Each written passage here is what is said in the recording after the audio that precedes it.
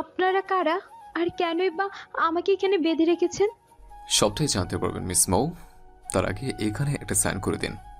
কালো মুখোশ পরা লোকগুলো বলে উঠল। আমি কেন সাইন করব? কে আপনারা? আমাকে ছেড়ে দিন প্লিজ। আমার বাবা খুব অসুস্থ, ওষুধ কিনে বাসে নিয়ে যেতে হবে, প্লিজ আমাকে যেতে দিন। দেখুন মিস, আপনি যদি সাইন না করে এইভাবে তর্ক করতে থাকেন, সরি টু সে, তাহলে আপনি আর আপনার বাবার কাছে ফিরে যেতে পারবেন না। তাই ভালো ভালো বলছি, সাইনটা করে দিন। মেয়েটা এইভাবে শুনবে না। ফোনটা বের কর। ফোন বের করার কথা শুনে ময়ের কলিজার পানি যেন শুকিয়ে গেল। এটা ভেবে লোকগুলো ওর সাথে কি করবে। হঠাৎ করে একটা লোক ফোনের একটা ভিডিও চালিয়ে দিয়ে ময়ের মুখের সামনে ধরল। মৌ যেন আকাশ থেকে পড়ল ভিডিওটা দেখে। কিছু লোক ময়ের বাবার রুমের জানালার কাছে দাঁড়িয়ে গান তাক করে আছে ময়ের বাবার দিকে। মৌ ভয়ে আর কিছু না বলে পেপারসটায় কি লেখা আছে এটা না দেখে সাইন করে দিল। প্লিজ এখন আমাকে ছেড়ে দিন। আপনারা যা বলেছেন আমি তাই করেছি, এখন প্লিজ আমাকে ছেড়ে দিন। কাঁদতে কাঁদতে বলল মৌ। হ্যালো স্যার, ম্যাম পেপারসে সাইন করে দিয়েছে। ওকে। কলটা কেটে দিয়ে লোকটা ময়ের দিকে তাকিয়ে হেসে দিয়ে বাকি লোকদেরকে যেন একটা ইশারা করায় লোকগুলো বাইরে চলে গেল। আপনাদের স্যারকে আর কেনই বা আমাকে এখানে আটকে রেখেছে? কি অপরাধ করেছি আমি? মৌ চিৎকার করে বলতে থাকে। আপনি কি করছেন তা স্যার আপনাকে বলবে, আমি নই। কে উনি? আড়ালে থেকে আমাকে কষ্ট দিচ্ছে, বাট ওয়াই? আড়ালে নয় মিস মৌমিতা জাহান মৌ, এবার থেকে সামনে থেকে তোমাকে তিলে তিলে কষ্ট দিব। না পারবে মরতে আর না পারবে বাঁচতে। মৌ হঠাৎ করে চমকে ওঠে লোকটার গলা শুনে। ময়ের কাছে লোকটার কণ্ঠ চেনা চেনা লাগছে। সামনে অন্ধকার থাকায় কথা বলা লোকটাকে স্পষ্ট দেখা যাচ্ছে না বলে মৌ চিৎকার করে বলে ওঠে। কি চান আপনি? কেন আমাকে নিয়ে খেলছেন? কি অপরাধ করেছি আমি? কেন আমাকে এখানে বেঁধে রেখেছেন? কি চাই আপনার আমার কাছে? ময়ের কথা বলা শেষ হতেই সজোরে কেউ একজন ময়ের গালে থাপ্পড় মারে। থাপ্পড় খেয়ে ময়ের গালটা আগুনের মতো জ্বলছে। তা মৌ উপেক্ষা করে সামনে তাকিয়ে দেখে ময়ের বস আগুন চৌধুরী, যার বিয়ে হলো মৌ। স্যার, আপনি আমাকে কিডন্যাপ করেছেন? ডুকরে কেঁদে দিয়ে জানতে চাইল মৌ। কেন? এতে কোনো সন্দেহ আছে তোমার? কেন স্যার, কেন?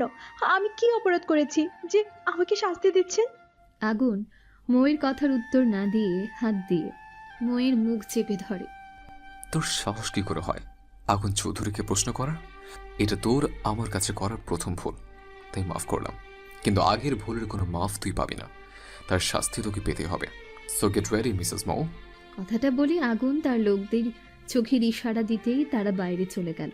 আর এইদিকে আগুনের প্রত্যেকটা কথা ময়ের কানে বারবার বাড়ি খাচ্ছে। স্যার কি বলে গেল? আমাকে মাফ করবে না? আমি কি অপরাধ করেছি? কেন বললো এই কথা? আর কেনই বা বললো মিসেস আগুন চৌধুরী? আমার তো বিয়ে হয়নি, তাহলে? মৌ নিজের মনে মনে আগুনের বলা কথাগুলো সাজাতে ব্যস্ত। ঠিক তখনই কিছু পশুর চিৎকার শুনে ভয়ে মৌ কাঁপতে থাকে। সামনে তাকিয়ে দেখে মৌয়ের বস আগুন চৌধুরী, তার হাতে লোহার শিকলে বাঁধা দুটো নেকড়ে।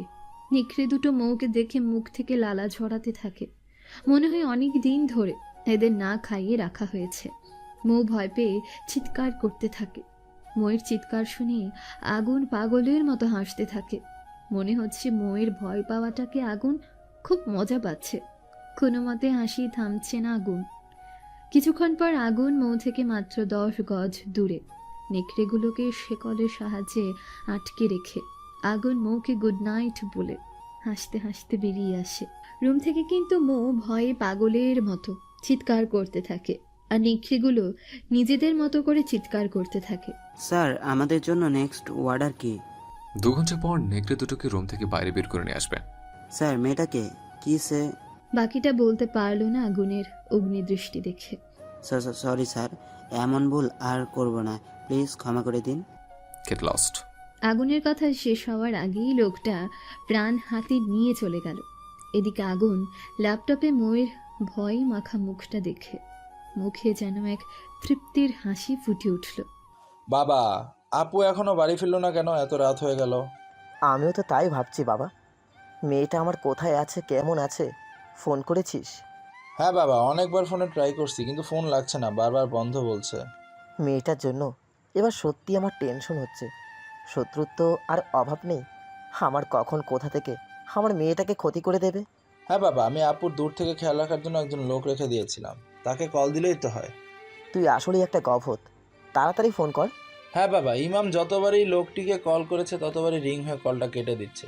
ইমাম এক প্রকার বিরক্তি হয়ে ফোনের স্ক্রিনের দিকে তাকিয়ে মনে মনে খুব বিশ্রী কিছু গালি দিল নূর ইসলামকে। কি হলো ইমাম, পেলে তোমার রাখা লোকটিকে? না বাবা, রিং হয়ে যাচ্ছে কিন্তু ধরছে না। কথাটা শোনা মাত্র আরমান খান মাথায় হাত দিয়ে বসে পড়লেন। স্যার প্লিজ আমাকে মারবেন না, আমি আর দ্বিতীয়বার এই ভুল করব না। লোকটার কথা শোনা মাত্র রোদ জোরে জোরে হাসতে লাগলো। এই আগুন চৌধুরী কখনো কাউকে ক্ষমা করে না মিস্টার নূর। কথাটা বলে রোদ নূরের কপালে গান তাক করে শুট করে দেয়। Ajmir, yes sir. লাস্টটা গুম করার ব্যবস্থা করো। হসপিটাল থেকে ড্যাড বাড়িতে আসার আগেই সবটা ক্লিয়ার হয়েছে। গ্যাট ইট? ইয়েস স্যার, জাস্ট 2 মিনিট দিন, সব ক্লিয়ার করে দিচ্ছি। রোদ আর কিচ্ছু না বলে রুম থেকে গট গট করে বেরিয়ে গেল। বাবা, আই থিঙ্ক আমাদের প্ল্যানটা আগুন চৌধুরী ধরে ফেলেছে। কি বলছিস তুই? না, এটা কখনো হতে পারে না। আমার তিল তিল করে গড়ে প্ল্যানটা এভাবে শেষ হয়ে যেতে পারে না ইমান। বাট বাবা, আপুর কি হবে? আমার এক সন্তানের জন্য আমি আমার প্ল্যানটা নষ্ট হয়ে যেতে দিব না। বাবা, তুমি এইসব কি বলছো?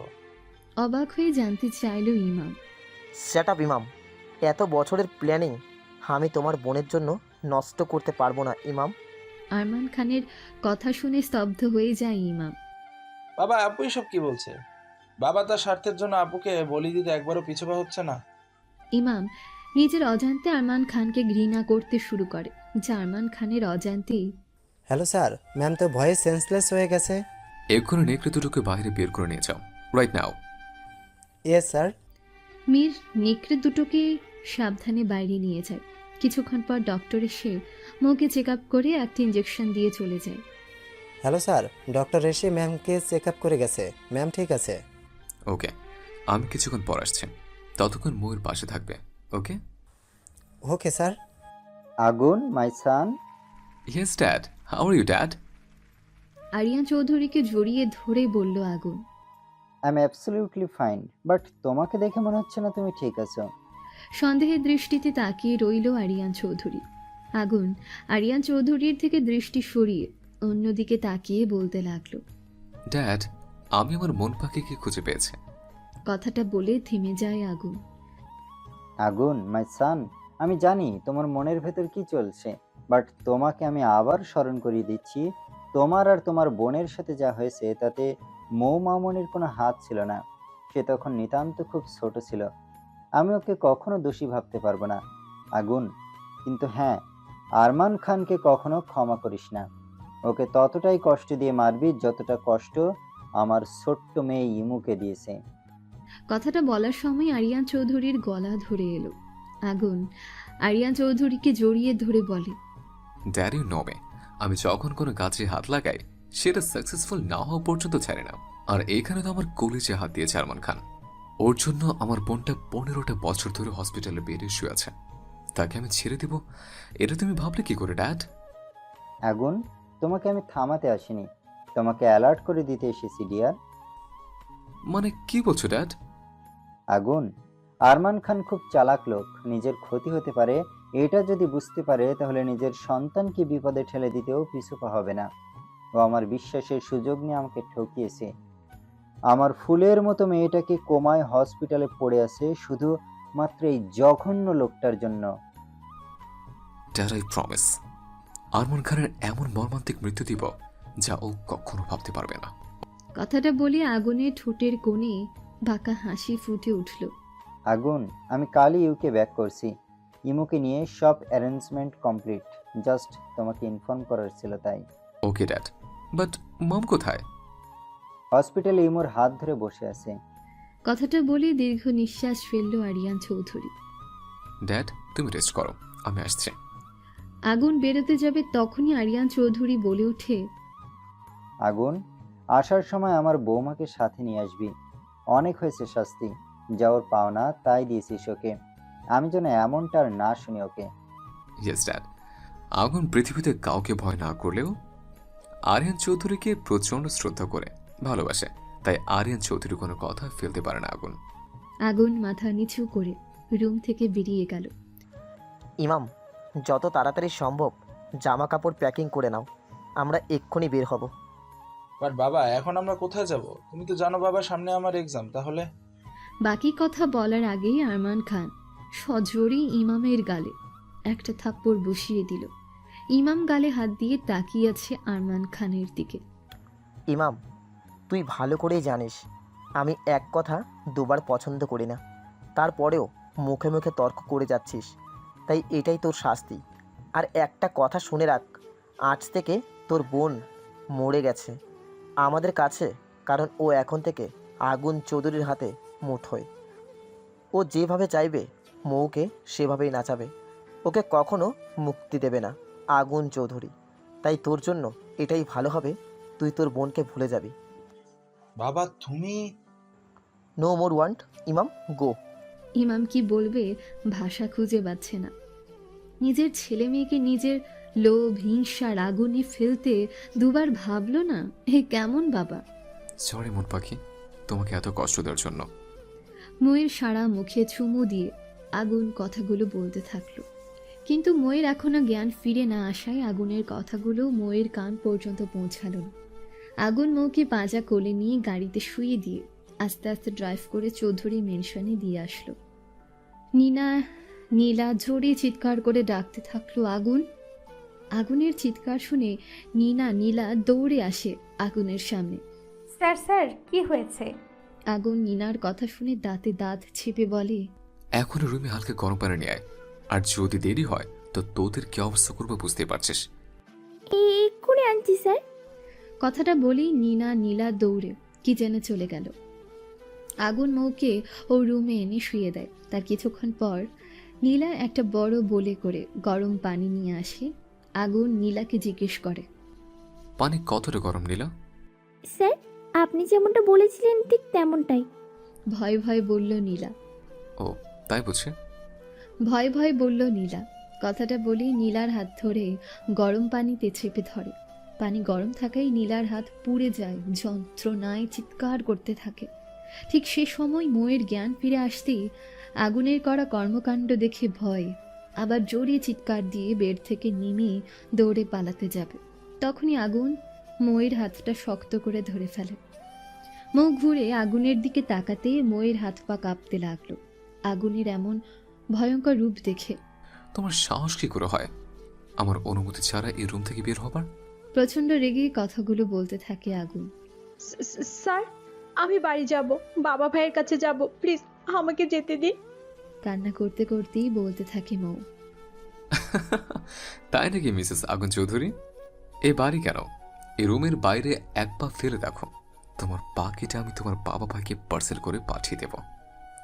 আগুনের কথা শুনে মৌয়ের কলিজা কেঁপে ওঠে, কারণ কিছুক্ষণ আগে বাড়ির মেয়েদের সাথে করা ঘটনাটা মৌ নিজের চোখে দেখেছে। তারপর এই হুমকির পর এই রুম থেকে বের হবার চেষ্টা কল্পনাও করতে পারছে না মৌ। কি করবে ভেবে উঠতে পারছে না মৌ। ঠিক সেই সময় আগুন মৌকে পাজা কোলে নিয়ে বেডে আবার শুয়ে দেয়। নীলাকে ইশারা করে রুম থেকে বেরিয়ে যেতে নীলা চোখের পানি মুছতে মুছতেই রুম থেকে দৌড়ে বেরিয়ে গেল। মন পাখি, আমাকে তুমি রাখিও না প্লিজ। আমি রেগে গেলে যখন তখন কিছু একটা করে দিতে পারি, তাই আমি যা বলছি তুমি তাই করবে, কোনো প্রশ্ন ছাড়া, মনে থাকবে? আগুনের কথা শুনে মাথা নেড়ে সায় দেয় মৌ। মৌ কিছুতেই ওর সাথে করা ব্যবহার মেনে নিতে পারছে না। কেন এমন করছে আগুন, এটা বুঝতে না পেরে মৌ আগুনকে প্রশ্ন করে বসল। স্যার, আমার সাথে এমন করছেন কেন? আমি কি অপরাধ করেছি? মৌ অবাক চোখে আগুনের দিকে তাকিয়ে আছে। আগুন হঠাৎ করেই রুম থেকে বের হয়ে গেল। মৌ ভাবতে থাকে আগুন কেন কিছু না বলে চলে গেল। ভাবতে ভাবতে সামনে তাকিয়ে দেখে আগুন একরাশ কালো গোলাপ নিয়ে দাঁড়িয়ে আছে। কালো গোলাপ? হ্যাঁ, কালো গোলাপ তোমার প্রিয় ফুল তাই না? হ্যাঁ স্যার, এটা আমার প্রিয় ফুল, কিন্তু আপনি জানলেন কি করে? ময়ের এমন প্রশ্ন শুনে আগুন বাঁকা হেসে ময়ের দিকে ঝুঁকে একটা কালো গোলাপ মৌয়ের কানের পিঠে গুজে দেয় আগুন। আগুনের হঠাৎ করে এতটা কাছে আসাতে মৌ ভয় পেয়ে যায়, সাথে অন্যরকম এক ভালো লাগা কাজ করে মৌয়ের মনে। তখনই আগুন মৌয়ের কানে কানে ফিসফিস করে বলতে থাকলো, অনেক জ্বালিয়েছ আমাকে, এবার আমার চালানোর পালা। তৈরি থেকো মিসেস মৌ চৌধুরী। কথাটা বলে আগুন চলে যেতে নিলে মৌ আগুনকে স্যার বলে ডাক দেয়। আমি জানি তোমার মনে অনেক প্রশ্ন উকি মারছে, তবে তার উত্তর সময় হলে জানতে পারবে। আর সে পর্যন্ত আমার কথা মেনে চললে ভালো থাকবে, নয়তো। বাকিটা না বলে আগুন রুম থেকে বেরিয়ে গেল। কিছুক্ষণ পর নীলা একটা ট্রেতে করে মৌয়ের জন্য গরম স্যুপ নিয়ে আসে। মৌ মেয়েটাকে দেখে কিছু জিজ্ঞাসা করবে, ঠিক সে সময় আরিয়ান চৌধুরী দরজায় নক করে। মৌ কিছু জিজ্ঞাসা করতে গিয়েও থেমে যায় আরিয়ান চৌধুরীকে দেখে। আরিয়ান চৌধুরী রুমে এসে কিছুক্ষণ মৌয়ের দিকে তাকিয়ে থাকে। কি ব্যাপার, লোকটাকে দেখে তো আমার বাবার বয়সের মনে হচ্ছে, কিন্তু আমার দিকে এভাবে তাকিয়ে আছে কেন? মাশাল্লাহ, আমার বৌমা তো খুব মিষ্টি দেখতে, যেমনটা আমার ছেলে কল্পনা করেছিল। মনে মনে কথাগুলো ভাবতে থাকে আরিয়ান চৌধুরী। তুমি তো মৌ, তাই না? জি। বেড থেকে উঠতে উঠতে জবাব দিল মৌ। তা দেখে আরিয়ান চৌধুরী বলে উঠল, মামুনি, তোমাকে কষ্ট করে উঠতে হবে না, তুমি শুয়ে রেস্ট করো। কিন্তু আপনি মানে, আপনাকে তো ঠিক। চিনলে না, তাই তো? আরিয়ান চৌধুরী জবাব দিল, হ্যাঁ মানে। মামনি, আমি তোমার স্যার, মানে আগুনের বাবা, আরিয়ান চৌধুরী।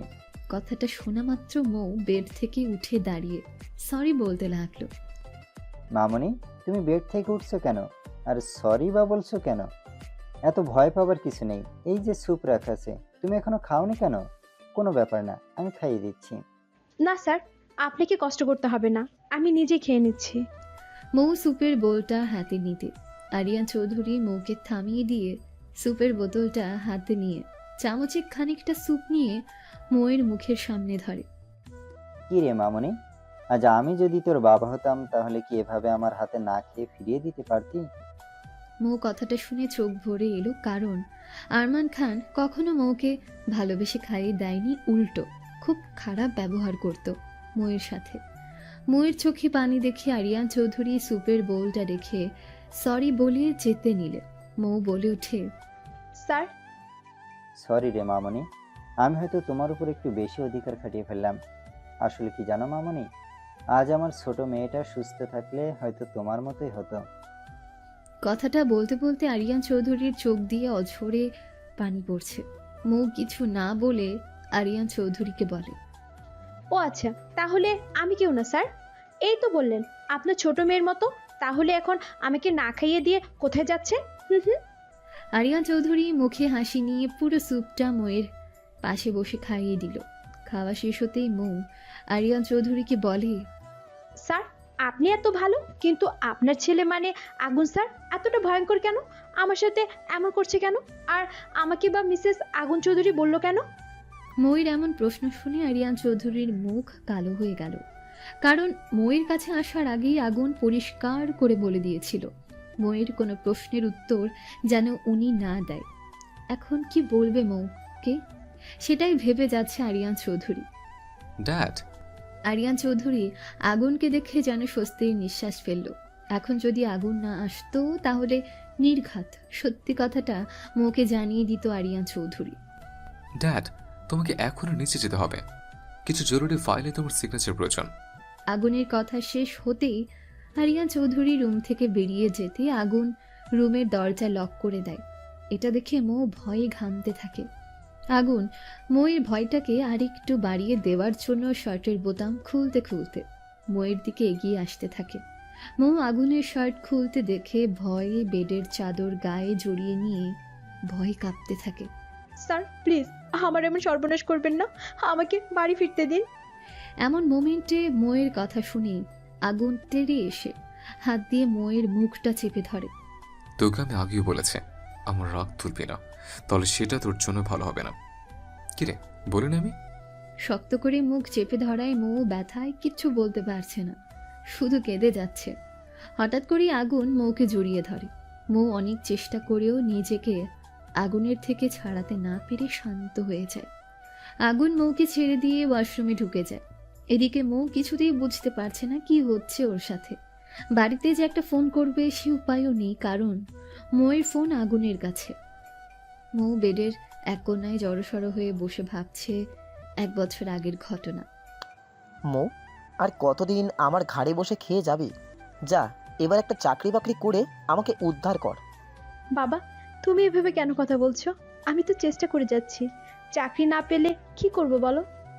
চুপ, একদম চুপ। বেয়াদব মেয়ে, বাবার মুখে মুখে তর্ক করছো, লজ্জা করে না?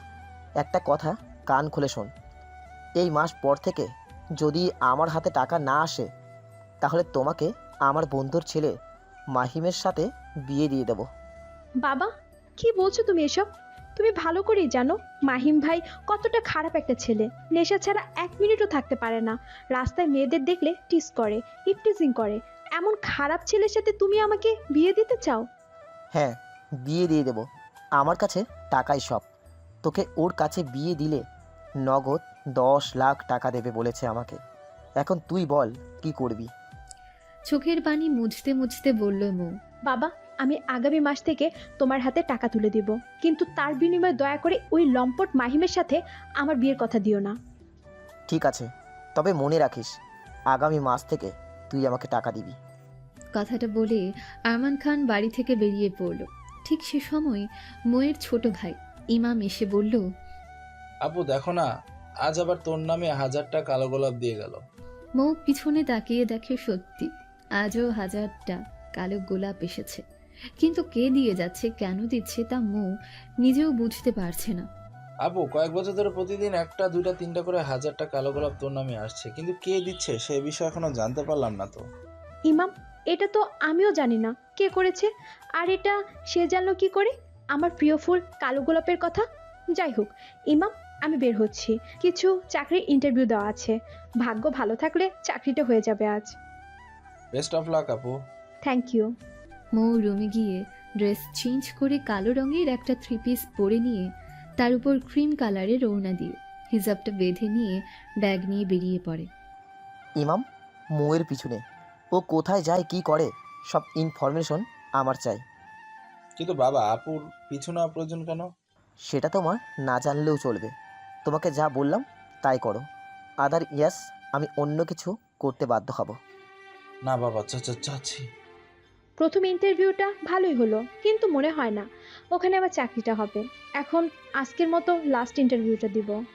মৌ চৌধুরী গ্রুপ অ্যান্ড ইন্ডাস্ট্রিজে অফিস রুমে বসে আছে 2 ঘন্টা যাবত, কিন্তু এখনও কেউ মৌয়ের নাম ধরে ডাকছে না। বিষয়টা খুবই বিরক্তিকর লাগছে মৌয়ের কাছে। মৌ রিসেপশনে গিয়ে জানতে চায়, ইন্টারভিউটা কখন শুরু হবে? আসলে গত 2 ঘন্টা যাবত অপেক্ষা করছি, কিন্তু কেউ এখনো ডাকছে না। রিসেপশনের মেয়েটা মৌকে কিছু বলতে যাবে, ঠিক সে সময় মৌয়ের পেছনে আগুন চৌধুরীকে দাঁড়িয়ে সালাম দিতে লাগলো। মৌ কিছু বুঝতে না পেরে পেছনে তাকাতে মৌয়ের জান বেরিয়ে যাবার উপক্রম। বিজনেস আইকন যে কিনা মাত্র 25 বছরে 3 বার অ্যাওয়ার্ড পেয়েছে, সে কিনা মৌয়ের সামনে দাঁড়িয়ে। মিস জান্নাত, হুইচ সে? স্যার, উনি চাকরির ইন্টারভিউ দিতে এসেছে। ওকে আমার কেবিনে পাঠিয়ে দিন। 2 মিনিট পর কথাটা বলে আগুন গটগট করে কেবিনে চলে গেল। আর এদিকে জান্নাত অবাক হয়ে দাঁড়িয়ে আছে। আগুনের কথাটা ঠিকমতো হজম করতে পারছে না জান্নাত। এই মেয়ে, আমার হাতে একটা চিমটি কাটো তো। মৌ জান্নাতের কথা শুনে জোরেই একটা চিমটি কাটলো জান্নাতের হাতে।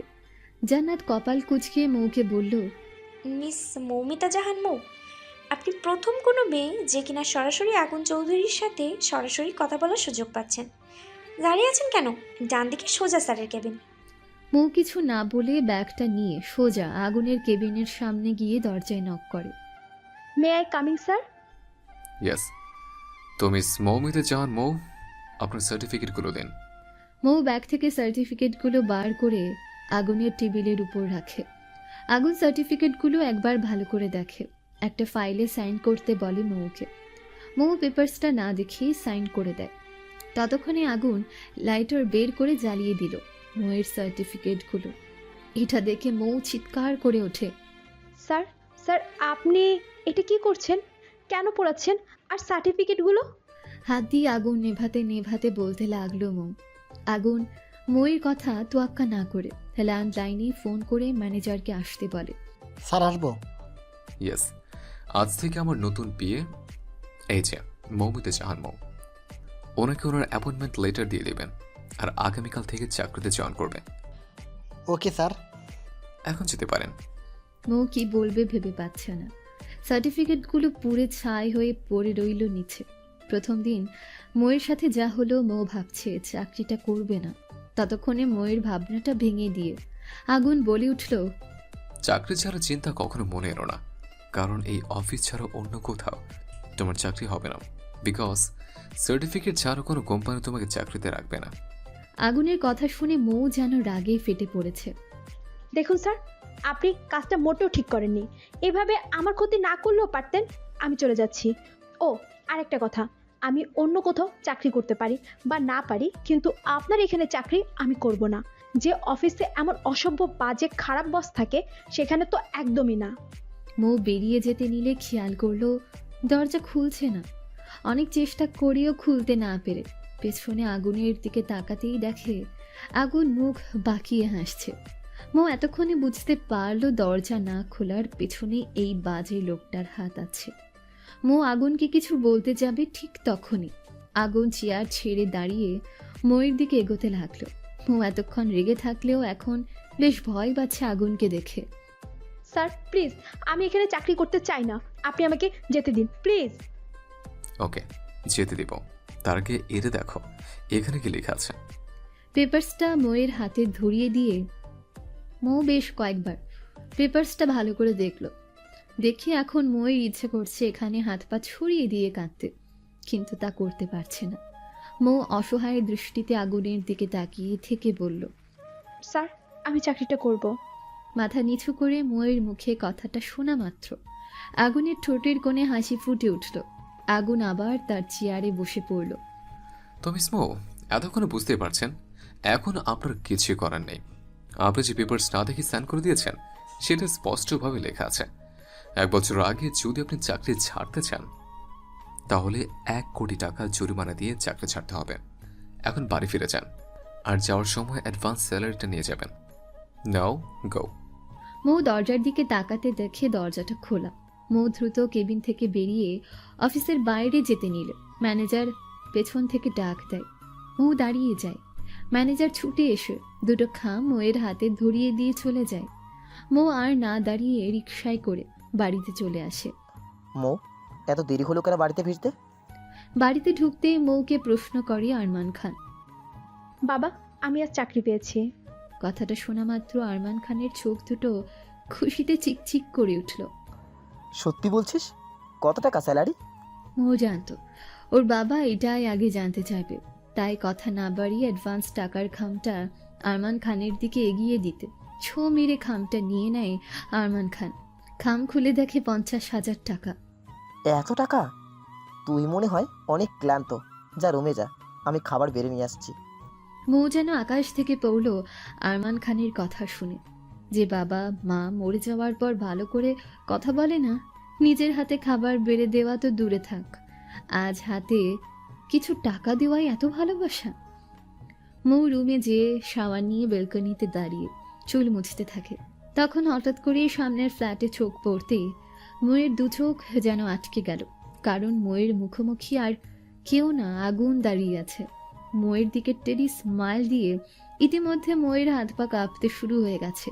তোয়ালিটা ফেলে দিয়ে দৌড়ে রুমে চলে গেল। এদিকে আগুন মৌয়ের কাণ্ড দেখে শরীর কাঁপিয়ে হাসতে লাগলো। আগুন স্যার এখানে কি করছে? ভয়ে কাঁপতে কাঁপতে বলতে লাগলো। মৌ আগুনের ভয় বেলকনিতে যাওয়া বন্ধ করে দিল। ইমাম, মৌকে ডেকে নিয়ে আয়, খাবার রেডি আছে। বাবা, তুমি আপুর জন্য নিজের হাতে খাবার সার্ভ করছো? অবাক হয়ে জানতে চাইল ইমাম। ইমাম, বেশি কথা না বলে যা করতে বললাম তাই করো। ইমাম আর কিছু না বলেই মৌকে ডাকতে চলে গেল। আজ আমার স্বপ্ন সত্যি হলো। মৌকে দিয়ে আমার সব স্বপ্ন পূরণ করব, আর তা না হলে মাহিম তো আছে। কথাটা বলে আরমান খান এক পৈশাচিক হাসি দিল। এভাবে কিছু সময় কেটে গেল, কিন্তু আগুনের টর্চার করা কমেনি, উল্টো বেড়ে যাচ্ছে দিন দিন। মৌ বিয়ে হয়ে যাওয়ার পর থেকে পিয়নের কাজও করতে হয়েছে মৌকে। কখনো সারাদিন কফি আর চা বানিয়ে আনতে হতো মৌকে, আর আগুন তা না খেয়ে মৌয়ের মাথায় ঢেলে দিত। অফিসের কোনো ছেলে যদি মৌয়ের সাথে কথা বলতো তাহলে সেদিন মৌকে এক পায়ে দাঁড় করিয়ে রাখতো আগুন। মৌ নীরবে আগুনের টর্চার সহ্য করে যায়, কিন্তু কথাই বলে না, মানুষেরও একটা ধৈর্যের সীমা আছে, আর তা একবার অতিক্রম করে ফেললে শান্তশিষ্ট মানুষও হিংস্র রূপ নিতে বাধ্য হয়। ঠিক তেমনি ঘটে মৌয়ের জীবনে। আগুন একদিন জোর করে মৌকে কিস করে বসে, তবে তা অফিস কর্মচারীর সামনে। মৌ লজ্জায় ঘৃণায় সবার সামনে আগুনের গালে থাপ্পড় মেরে অফিস থেকে বেরিয়ে যায়। তারপর থেকে মৌ আর অফিসে যায়নি, না আগুন মৌকে ফোন করেছে। তবে মাস শেষে মৌয়ের স্যালারিটা বাড়িতে পৌঁছে যেত। মৌ আগুনের কথা ভুলে গিয়ে নিজের রুমে বসে অপরাজিতা বইটা পড়ছিল। তখনই হন্তদন্ত হয়ে আরমান খান মই রুমে ঢুকে মৌকে বিয়ের শাড়ি গয়না দিয়ে বলে, মৌমা, এগুলো দেখো তো তোমার পছন্দ হয় কি না। বাবা, এসব কি? বিয়ের শাড়ি কেন? তোমাকে এত প্রশ্ন করতে বলিনি, আমি তোমাকে যা বলেছি তাই বলো, পছন্দ হয়েছে কিনা। হ্যাঁ বাবা, আমার পছন্দ হয়েছে। গুড।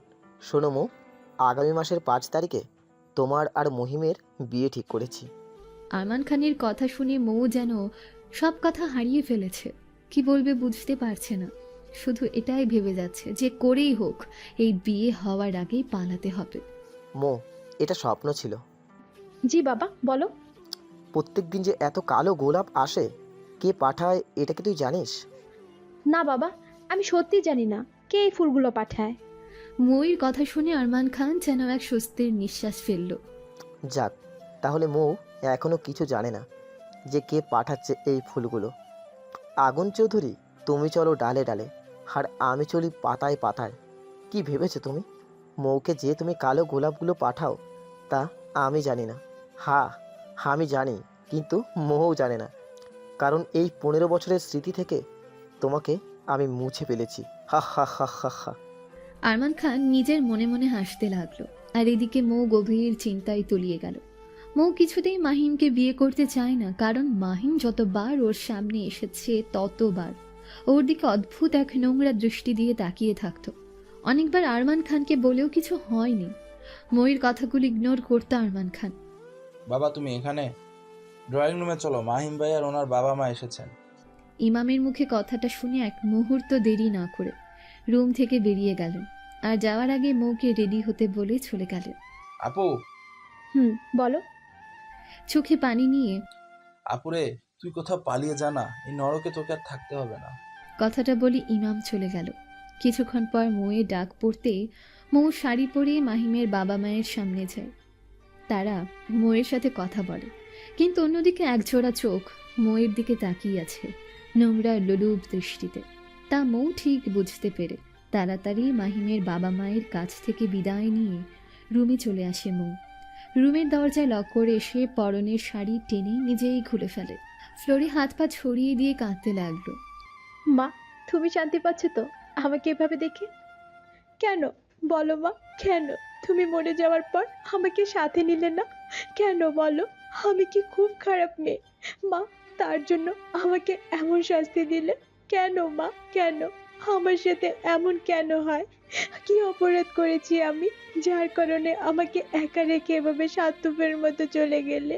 মা, মা জানো, বাবা না আর আগের মতো আমাকে ভালোবাসে না। তুমি চলে যাওয়ার পর আমার সাথে ভালো করে কথাও বলে না, আগের মতো আদরও করে না, খুব খারাপ ব্যবহার করে। আচ্ছা মা, আমি কি বাবার সৎ মেয়ে? বলো না মা, বলো না। তাই জন্য কি ওরকম মাতাল নেশাখোর বাজে ছেলের হাতে আমাকে তুলে দিতে চাইছে, যে কিনা মেয়েদের শরীর ছাড়া আর কিচ্ছু বোঝে না?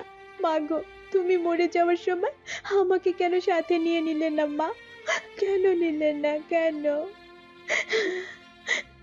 মৌ ওর মায়ের ছবি হাতে নিয়ে ছবির দিকে তাকিয়ে কাঁদতে কাঁদতে কথাগুলো বলল। কিন্তু মৌ জানে না, দূর থেকে কেউ একজন মৌয়ের কষ্ট দেখে সেও কষ্ট পাচ্ছে। দেখতে দেখতে আরও একটা মাস কেটে গেল। এর মাঝে মাহিম আর মৌকে ডিস্টার্ব করার জন্য এই বাড়িতে আসেনি। শুধু একবার মাহিমের বাবা এসেছিল বিয়ের শপিংগুলো দেখাতে। মৌ এবার নিজে ডিসিশন নিয়েছে যে এই বিয়ে সে করবে না, যে করে হোক সে পালাবে, কিন্তু এমন কোনো এক্সকিউজ চায় যেটা বললে অনায়াসে মৌকে আরমান খান বাড়ি থেকে বেরোতে দেবে। মৌয়ের মাথায় আসলো অফিসের কথা। একটা আইডিয়া, বাবাকে যদি বলি অফিসে ইমার্জেন্সি রেখেছে, তাহলে হয়তো আর বারণ করতে পারবে না। যদিও বা ইমামকে সাথে পাঠায়, তাহলে আমাকে যেতে দিবে। এখন বাবাকে বলতে হবে। মৌ আরমান খানের রুমের সামনে এসে দরজায় নক করতে আরমান খান ভেতরে আসতে বলে। মৌ, তুমি এখন এই সময়ে? কি ব্যাপার? কপাল কুঁচকে জানতে চাইলেও আরমান খান। বাবা, অফিস থেকে ফোন এসেছে, আমাকে ইমার্জেন্সি যেতে বলেছে অফিসে। আরমান খান কিছুক্ষণ চুপ থেকে বলে উঠলেন, ঠিক আছে যাও, তবে সন্ধ্যের আগে বাড়িতে চলে আসবে। বিয়ের আগে বাইরে এত যাতায়াত করা ভালো না। জি বাবা, আমি সন্ধ্যার আগে বাড়িতে ফিরবার চেষ্টা করব। মৌ রুম থেকে বেরিয়ে হাফ ছেড়ে বাঁচল। নিজের রুমে গিয়ে ড্রেস চেঞ্জ করে নিজের জমানো কিছু টাকা নিয়ে বেরিয়ে পড়ল মৌ।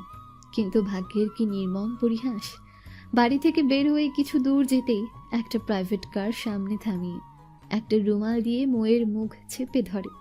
সাথে সাথে মৌ অজ্ঞান হয়ে যায়। তারপর জ্ঞান ফেরার পর মৌ নিজেকে আবিষ্কার করে অন্ধকার একটা রুমে, যেখানে মৌকে একটা চেয়ারের সাথে হাত পা বেঁধে রেখেছে। হঠাৎ করে দরজা খোলার শব্দ পেয়ে মৌ চমকে যায়। মৌকে এভাবে চমকাতে দেখে আগুন বলে, মন পাখি, এভাবে ভয় পাচ্ছ কেন? আমি বাঘ না ভাল্লুক? যাও ফ্রেশ হয়ে আসো।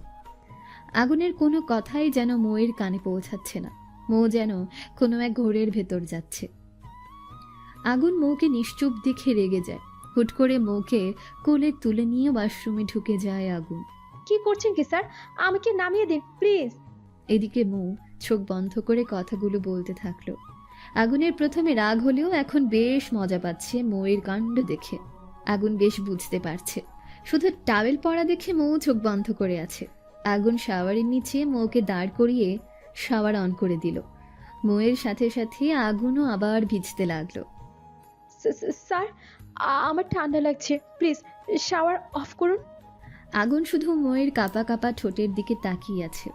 মৌ আগুনের কোনো রেসপন্স না পেয়ে চোখ মেলে আগুনের দিকে তাকিয়ে বলতে যাবে, ঠিক তখনই আগুন মৌয়ের ভেজা ঠোঁটে নিজের ঠোঁট ডুবিয়ে দিল। মৌ আগুনের থেকে নিজেকে ছাড়ানোর চেষ্টা করতে গেলেই আগুন মৌয়ের হাত দুটো দেয়ালের সাথে চেপে ধরে ঠোঁট ছেড়ে দিয়ে গলায় মুখ ডুবিয়ে দেয়। মৌ এসব সহ্য করতে না পেরে কাঁদতে থাকে।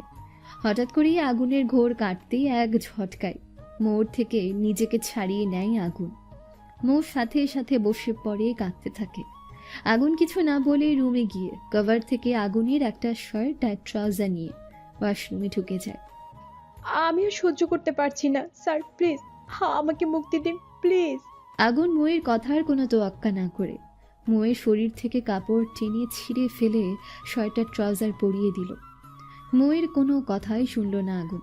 মৌ অনবরত কেঁদে যাচ্ছে। একটা মেয়ের কাছে সব থেকে বড় সম্পদ হচ্ছে তার সম্মান, যা আগুন তার থেকে কেড়ে নিল। ভাবতেই মৌ হাত দিয়ে মুখ ঢেকে কাঁদতে লাগলো। ন্যাকা কান্না বন্ধ করো মন পাখি, এমন কিছু এখনো করিনি যার জন্য তুমি এভাবে মরা কান্না করছো।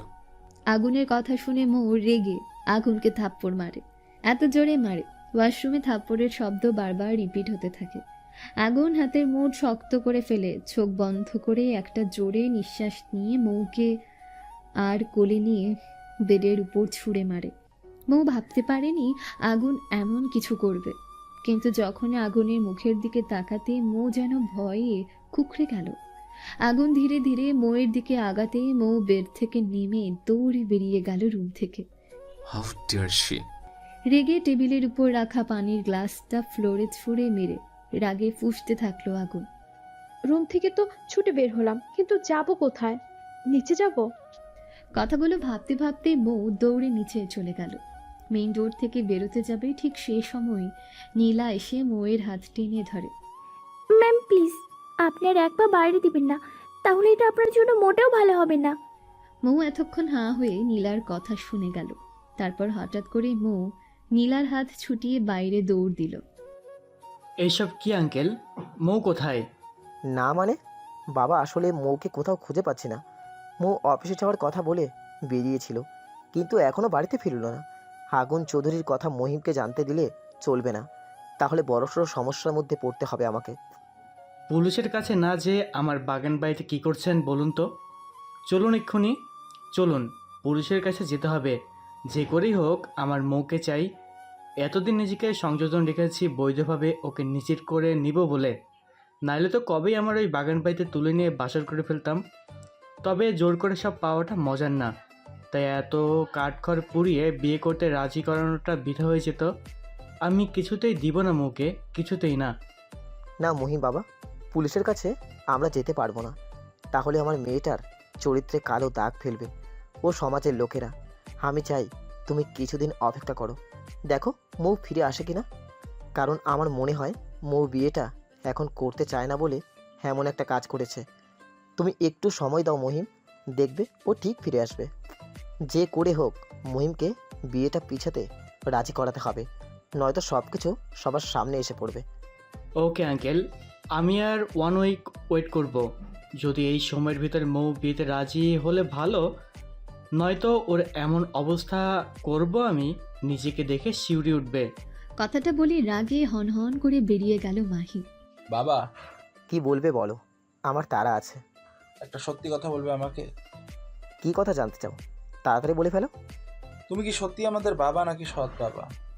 ইমামের হঠাৎ মনে হলো বা গালটা জ্বলে যাচ্ছে, সাথে কানটা ঝিনঝিন করছে। গাল ধরে দাঁড়িয়ে আছে ইমাম। নেক্সট টাইম আমাকে এরকম প্রশ্ন করার আগে এই থাপ্পড়টার কথা যেন মনে রাখো। প্রশ্ন করবে, অন্যথা ওর থেকে কঠিন সাজা পেতে হবে তোমাকে। আরমান খান আর কিছু না বলে ব্যাগ নিয়ে বাড়ির ভেতর চলে গেল। এদিকে ইমাম গালে হাত দিয়ে নিজের মনে মনে প্রশ্ন করে যাচ্ছে, সত্যি কি আরমান খান আমাদের বাবা নাকি সৎ বাবা? আপুরে, তুই বেঁচে গেছিস পালিয়ে গিয়ে, যেখানে থাকিস ভালো থাকিস। কথাটা বলতে বলতে ইমামের দু চোখ থেকে পানি গড়িয়ে পড়ল। ম্যাম, ম্যাম প্লিজ উঠুন তাড়াতাড়ি, সকাল হয়ে গেছে। স্যার ভীষণ পাগলামি করছে। আপনি যদি না যান তাহলে স্যারকে শান্ত করা সম্ভব হবে না। উফ, আর একটু ঘুমাতে দে না ইমাম, সকাল সকাল জ্বালাস না তো। ঘুমের ঘরে বলতে লাগলো মৌ। ম্যাম, আমি ইমাম না, নীলা, উঠুন প্লিজ। এবার নীলা বেশ জোরে চিৎকার করে বলায় মৌ শোয়া থেকে হুট করে উঠে বসে চারিদিক তাকিয়ে দেখতে থাকে। ও গড, অ্যাটলিস্ট ঘুম থেকে উঠলেন। থ্যাংক ইউ নীলা, আর রাতে তোমার রুমে আমাকে থাকতে দেওয়ার জন্য। তুমি যদি রাতে আমাকে না আটকাতে তাহলে শিওর আমার লাশটাও কেউ খুঁজে পেত না। ম্যাম, এইভাবে থ্যাঙ্কস দেওয়ার কিছু নেই। আপনি আমার স্যারের ভালোবাসা। আপনার সেফটির জন্য আমার জান দিতেও আমি একবারও ভাববো না। ওয়েট, কি বলছো তুমি এসব? আমি স্যারের ভালোবাসা? অবাক হয়ে জানতে চাইল মৌ। ম্যাম, আপনার প্রশ্নের উত্তর আমি পরে দিব, তার আগে আপনি প্লিজ স্যারের রুমে যান। স্যার রাত থেকে রুমের দরজা বন্ধ করে রেখেছে, কেউ সাহস পাচ্ছে না দরজায় নক করার। তাহলে আমাকে কেন বলছো? এক ঢোক গিলে বলল মৌ। কারণ আর সবাইকে কিছু বললেও আপনাকে কিছু বলবে না, শিওর। আপনি চলুন আগে। নীল মৌকে ঠেলে ঠুলে আগুনের রুমের সামনে দাঁড় করিয়ে দিল। মৌ এবার না চাইতেও দরজায় একবার নক করে বসলো। সাথে সাথে আগুন দরজা খুলে মৌয়ের এক হাত টান দিয়ে ভেতরে নিয়েই দরজা লক করে দিয়ে মৌকে বেডের উপর ঝুড়ে মারল। তোর সাহস কি করে হয় আমার অনুমতি ছাড়া আমার রুম থেকে বের হবার? রেগে বলতে থাকে আগুন। স্যার, আই এম সরি, আমার ভুল হয়ে গেছে, প্লিজ আমাকে ক্ষমা করে দিন। আগুনের ভয়ে মৌয়ের চোখের পানি নাকের পানি একসাথ করে ফেলল। আগুন মৌয়ের চোখে পানি দেখে কিছুটা নরম হয়ে যায়। ধীর পায়ে মৌয়ের কাছে গিয়ে কপালে চুমু দিয়ে মৌয়ের কপালের সাথে কপাল রেখে বলে, মন পাখি, কাল রাতে যদি তুমি নীলার কথা না শুনতে তাহলে হয়তো এখন তোমার সাথে আমি ভয়ঙ্কর কিছু করে ফেলতাম। স্যার, আপনি প্লিজ আমার থেকে দূরে থাকুন, আমার সমস্যা হচ্ছে। মৌয়ের এমন অদ্ভুত কথা শুনে মৌকে ছেড়ে দিয়ে আগুন কপাল কুঁচকে তাকালো। আমি তোমার কাছে থাকলে কিরকম সমস্যা হয় তোমার, আমি একটু শুনি।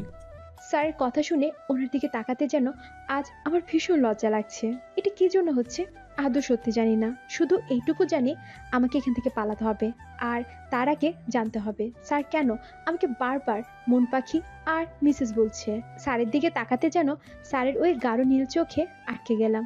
কি অসম্ভব সুন্দর দুই চোখ, মনে হয় নীল সাগর, যে কোনো মুহূর্তে আমি ডুবে যেতে পারি। ছি ছি ছি, আমি এসব কি ভাবছি? এই বাজে খারাপ লোকটাকে নিয়ে নিজেকে ধিক্কার দিতে ব্যস্ত মৌ। তখনই আগুন মৌয়ের চুল মুঠি করে ঠোঁটে ঠোঁট ডুবিয়ে দিল আগুন। মৌ আগুনের সিক্স প্যাক বডির সাথে না পেরে উঠে নেতিয়ে পড়ল। গতকাল রাতে সামান্য স্যুপ খেয়েছিল মৌ, এখন মৌয়ের পেটে ইঁদুর বিড়াল অলরেডি দৌড়াদৌড়ি শুরু করে দিয়েছে। এখন আবার ঠোঁটের উপর এমন অত্যাচার মৌ সহ্য করতে পারল না, দম বন্ধ হয়ে আসছিল। তখনই আগুন মৌকে ছেড়ে দিয়ে হাঁপাতে লাগলো, সাথে মৌও। নেক্সট টাইম আমার কথার অবাধ্য হলে এর থেকেও কঠিন শাস্তি তোমাকে পেতে হবে। কাবার্ডে তোমার জন্য ড্রেস রাখা আছে, ফ্রেশ হয়ে নিচে এসো, ব্রেকফাস্ট করবো একসাথে, মনে থাকবে?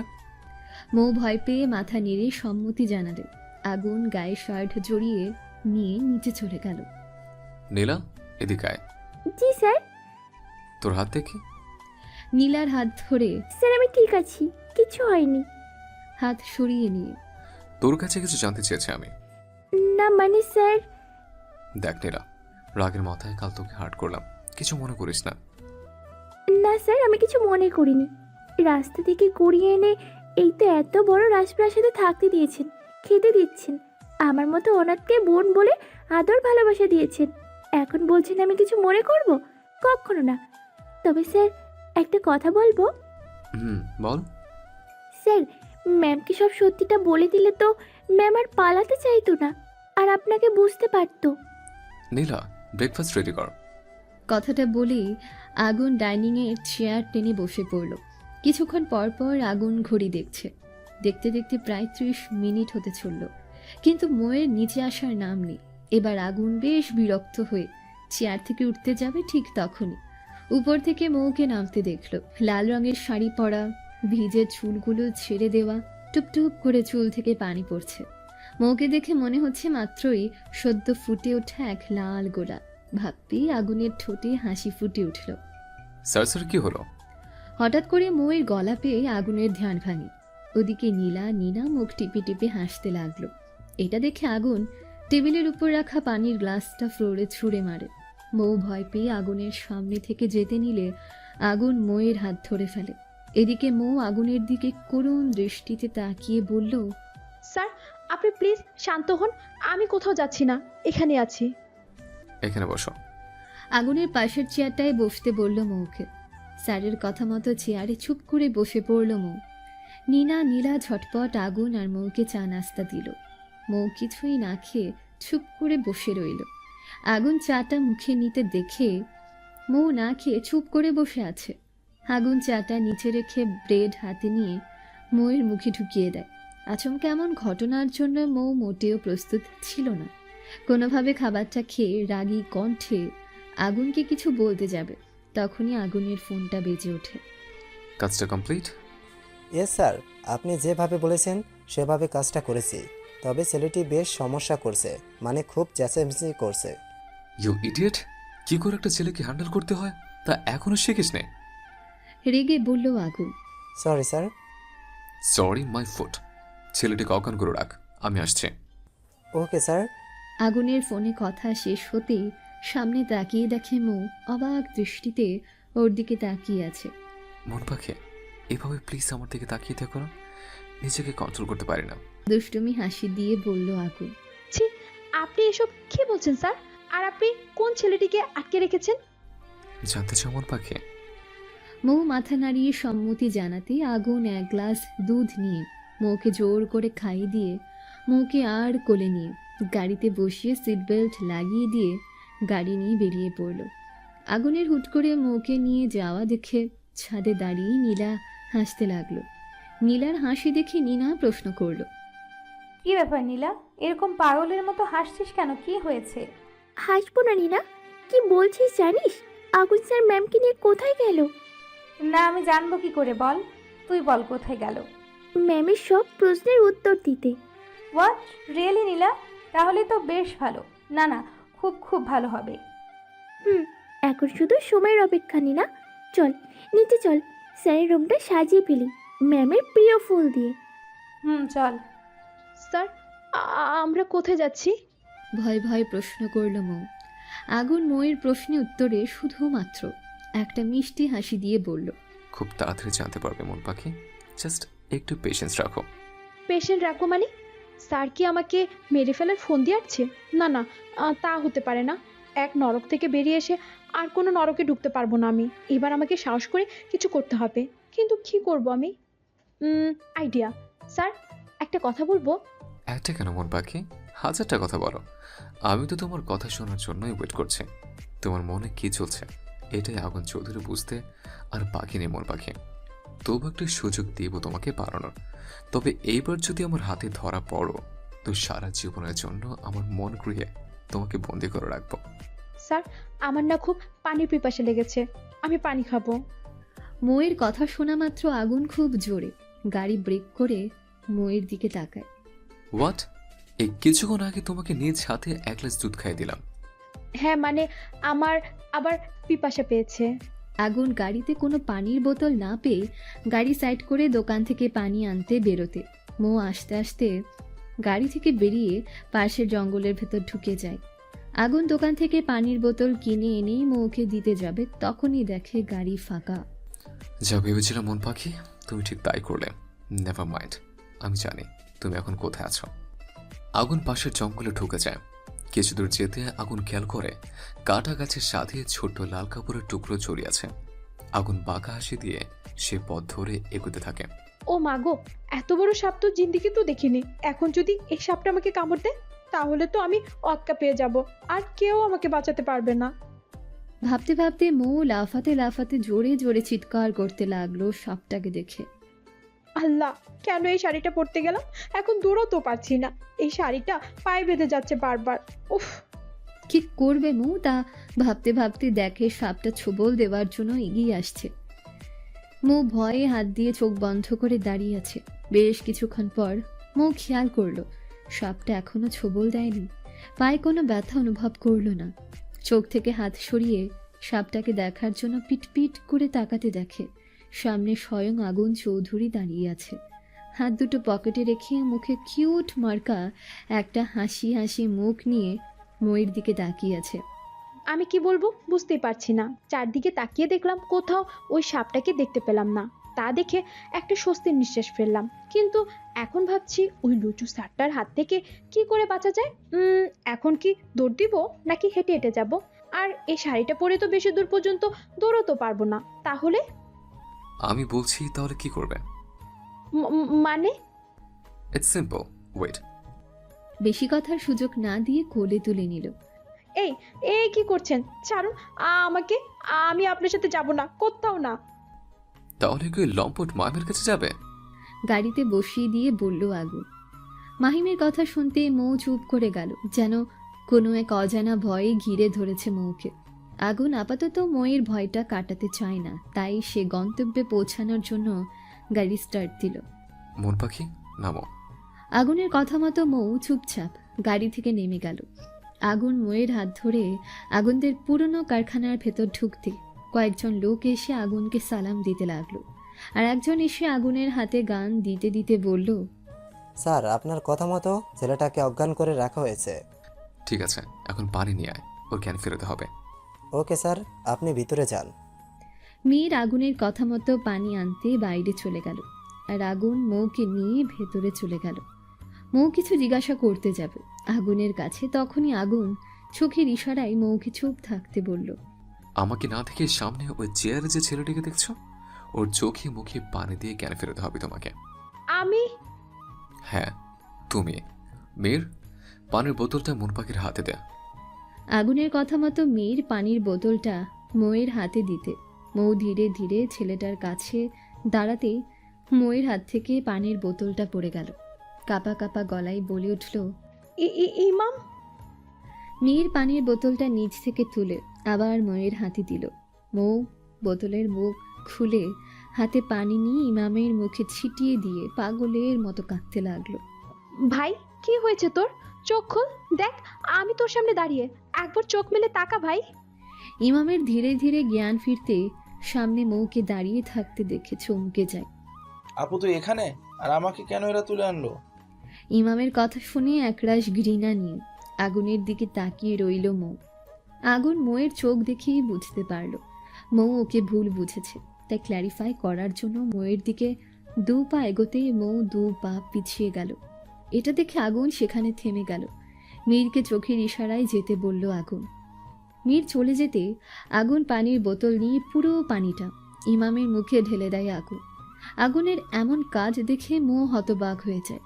মৌ রেগে গিয়ে আগুনের হাত ধরে ধাক্কা মেরে ইমামের কাছ থেকে সরিয়ে দিয়ে বলতে থাকে, হাউ ডিয়ার ইউ মিস্টার আগুন চৌধুরী, আপনার সাহস কি করে হয় আমার ভাইয়ের সাথে এমন বিহেভ করার? কথাগুলো বলতে বলতে মৌয়ের চোখ মুখ লাল হয়ে যায়। আগুন এতক্ষণ চুপ করে মৌয়ের সাহস দেখছিল, কিন্তু হঠাৎ করে ইমাম মৌয়ের হাত চেপে ধরে কিছু বলতে যাবে, তখনই মৌ বলে উঠল, ভাই তুই চিন্তা করিস না, আমি থাকতে এই লোকটা তোর কোনো ক্ষতি করতে পারবে না। আপু তুই ভুল বুঝছিস আগুন ভাইয়াকে। মানে তুই এসব কি বলছিস? আর ওনাকে ভাইয়া বা বলছিস কেন? আমি কিছুই বুঝতে পারছি না। মানেটা আমি বলছি মোর পাখি। সিজান, তুই এত বড় ভুল কি করে করতে পারলি? এখন যদি ইমাম কোনোভাবে আগুন চৌধুরীর হাতে পড়ে যায় তাহলে কি হবে বুঝতে পারছিস? আমার পুরো প্ল্যানটা মাঠে মরে যাবে। সরি স্যার, আসলে আমরা বুঝতে পারিনি এইটুকু ছেলে আমাদের এইভাবে গোল খাওয়াবে, এটা আমরা বুঝতে পারিনি। Just shut up. সিজান, কোনো প্রকার এক্সট্রিমিস্ট আমি শুনতে চাইনি। যত তাড়াতাড়ি সম্ভব ইমামকে খুঁজে বের করো, নয়তো তোমার অবস্থাও আমি মমতার মতো করব। প্রচণ্ড রেগে বলতে থাকে আরমান খান। Yes sir. সিজান চলে যেতেই আরমান খান বারবার পায়চারি করছে, কোনো মতেই আগুনের ভয়টা মন থেকে সরাতে পারছে না। আরমান খান কিছুক্ষণ হাঁটার পর সোফায় হেলান দিয়ে বসে পড়ে, তখনই মাহিম এসে হাজির হয়। আঙ্কেল, মৌয়ের কোনো খবর পেয়েছেন? না বাবা মহিম, তবে এইটুকু জানিও এই শহরে কোথাও একটা লুকিয়ে আছে। Oh really? তাহলে তো আমি নিজেই মৌকে খুঁজে বের করতে পারবো। পারবে বাবা, তুমি মৌকে খুঁজে দিতে পারলে আমার সত্যি খুব বড় উপকার হয়। পারবো আঙ্কেল, তাহলে এখন আসি, রাতে কথা হবে। মাহিম চলে যেতেই আরমান খান এক স্বস্তির নিঃশ্বাস ফেলল। মৌয়ের চিন্তা হয় না? মহিম করলো, কিন্তু ইমামকে কোথায় খুঁজবো? আমি কোনো মতে যদি ওই ডায়েরিটা সহ আগুন বা মৌয়ের সামনে পড়ে তাহলে যা, সব খেলা খাতাম। আপনি বলবেন মানেটা কি? মোর পাখি, তুমি হয়তো ভাবছো ইমামকে আমি কিডন্যাপ করেছি, কিন্তু সত্যিটা হলো আমি ইমামকে কিডন্যাপ হওয়া থেকে বাঁচিয়েছি। আগুনের কথা শুনে মৌ ইমামের দিকে তাকাতে ইমাম মাথা নেড়ে সায় দেয়, মানে আগুন যা বলছে সত্যি বলছে। তাহলে সকালে যে আপনি ফোনে... মৌকে বাকিটা বলতে না দিয়ে আগুন বলল, সকালে যার কথা বলছিলাম সে অন্য কেউ ছিল। স্যার আজ প্লিজ আমাকে সব সত্যিটা বলুন প্লিজ স্যার। হাত জোর করে মৌ বলতে লাগলো, মন পাখি, আমার সামনে কখনো হাত জোর করবে না। তুমি না চাইলেও আজ তোমাকে সবটা সত্যি বলবো। মন পাখি, হয়তো মনে নেই বা মনে নেই বলে ভুল হবে, তোমার সে অ্যাক্সিডেন্টের পর তুমি পুরনো সব স্মৃতি ভুলে গেছো, তাই তোমার কিছু মনে নেই। আমার ড্যাড আরিয়ান চৌধুরী আর তোমার মা মমতা চৌধুরী হলো ভাই বোন। আরমান খান আমাদের সম্পত্তি দেখে ফুপির সাথে প্রেমের অভিনয় করে পালিয়ে বিয়ে করে, যেটা আমার দাদিমা মেনে নেয়নি, তাই তেজ্য করে দেয় ফুপিকে। কিন্তু ড্যাড তার ছোট বোনকে এতটাই ভালোবাসতো যে দাদিমাকে উপেক্ষা করে ফুপির সাথে যোগাযোগ রাখত। ফুপির বিয়ের 1 বছর পর তোমার জন্ম হলো। দাদিমা আর রাগ করে থাকতে না পেরে আরমান খানের সাথে ফুপি আর তোমাকে বাড়িতে ফিরে আনে। আরমান খান কিছু বছর ভালো মুখোশ পরে থেকে আস্তে আস্তে তার আসল রূপে ফিরতে লাগলো। ফুপিকে প্রায় প্রতিদিন রাতে টর্চার করত। তখন তোমার বয়স 5 বছর, আর আমার ছোট বোন ইমো ছিল তোমার বয়সে। ছোটবেলা থেকে তোমার প্রতি আমার অন্যরকম এক টান অনুভব করতাম। তোমার প্রিয় কালো গোলাপ ছিল, তাই আমি প্রত্যেক দিন তোমার জন্য একটা করে কালো গোলাপ নিয়ে আসতাম। তুমি গোলাপ পাওয়ার জন্য আমার সাথে কথা বলতে, কিন্তু আমি কোনো ছেলেকে তোমার আশেপাশে থাকতে দিতাম না। কেউ যদি তোমার সাথে খেলতেও চাইতো তাহলে আমি তাকে মেরে বের করে দিতাম। কিন্তু তুমি ছেলে ভীষণ ভীত, আমাকে প্রচুর ভয় পেতে, তাই সারাক্ষণ ইমোর সাথে খেলতে। তবু যতক্ষণ তুমি ইমোর সাথে খেলতে ততক্ষণ আমি তোমার পাশে থাকতাম। হঠাৎ একদিন তোমার বাবা ড্যাডকে বলে তোমার আর আমার বিয়ের কথা। তখন আমরা কেউ জানতাম না ওই জানোয়ারটার আসল উদ্দেশ্য। ড্যাড এক কথায় রাজি হয়ে যায়, কিন্তু মম প্রথম রাজি হচ্ছিল না। কিন্তু ড্যাড কোনোভাবেই মমকে রাজি করিয়ে নেয়। কথায় আমাদের এখন শুধু ইসলামের নিয়ম অনুযায়ী বিয়ে হবে, আর রেজিস্ট্রি হবে আমরা বড় হলে। কথা অনুযায়ী তার ঠিক 7 দিন পর তোমার আর আমার বিয়ের আয়োজন করা হয়। সেদিন তোমাকে লাল শাড়ি পরে অসম্ভব সুন্দর লাগছিল। তোমায় একেবারেই পুতুলপুর মতো। আমি হা করে শুধু তোমাকে দেখছিলাম। এদিকে কাজী সাহেব বারবার আমাকে কবুল বলতে বলেছিল। সেদিকে আমার কোনো হোশ ছিল না। তুমি দৌড়ে এসে আমাকে চাপটে ধরে বলতে লাগলে, আগুন ভাইয়া কবুল বলছো না কেন? তুমি না কবুল বললে পরে তো পুতুলে বিয়ে হবে না। তখন তোমার কথা আর কাণ্ড দেখে সবাই খুব জোরে হেসে দিয়েছিল। তারপর আমি কবুল বলার পর তুমিও বারবার কবুল বললে আর চেঁচাতে লাগলে। সবকিছুর মাঝে বিয়েটা হয়ে গেল। আরমান খানকে কোথাও দেখতে না পেয়ে মম ড্যাড খুঁজতে লাগলো। এতক্ষণ মন দিয়ে সবটা শুনছিল, কিন্তু হঠাৎ বলতে বলতেই আগুন থেমে যাওয়ায় বলতে লাগলো, থেমে কেন গেলেন বলুন, তারপর কি হলো? এতক্ষণ আগুন মুখে এক অদ্ভুত প্রশান্তির হাসি নিয়ে কথাগুলো বলছিল, কিন্তু মৌয়ের কথা শুনে সেই হাসি বিলীন হয়ে গেল। চোখ ছলছল করছে, আগুনের কষ্ট হচ্ছে। তারপরও আবার বলতে লাগলো আগুন। ড্রয়িং রুমে কাউকে না দেখতে পেয়ে মম ড্যাড রুমে গিয়ে খুঁজতে যেতে দেখে ড্যাডের কাবার্ড খোলা।